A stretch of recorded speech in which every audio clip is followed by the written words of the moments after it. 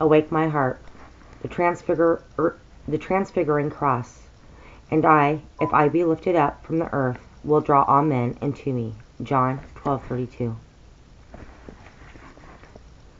When our Lord thus calls his cross a being lifted up or exalted, not only in Calvary is Calvary transfigured, but by its sympathetic outreach Calvary now transfigures other sorrows. To begin with, it transfigures human suffering, especially the suffering of the godly. Outwardly, Calvary seemed entirely a coincidence of human wickedness and merely natural circumstances.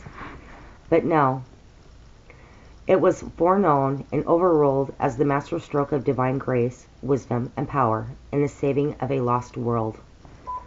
Troubled sufferer, pause and ponder that. In his suffering there was mysterious but gracious purpose. May there not be the same in yours? That cross ultimately led to a joy which even the Son of God had never known before. Could it not be the same with you? But besides this, Calvary means that God himself has suffered.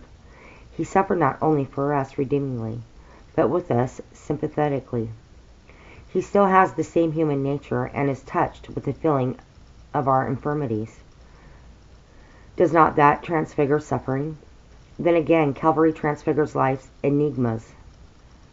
How is it that the young Christian student who offers his life for overseas missionary service and slogs at study to become a qualified doctor is suddenly afflicted with the illness the very year he qualifies and is informed that he can never go out as a missionary?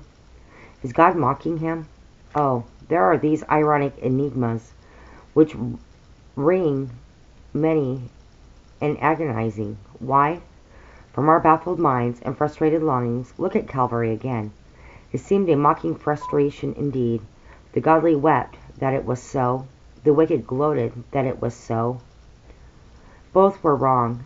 As Samson's bees gave honey from the carcass of the lion, so have the sweetest of all joys come from Calvary. And so it is with many another enigma. William Cowper had a strange enigma in his life, but he learned to write. Behind a frowning providence, God hides a smiling face.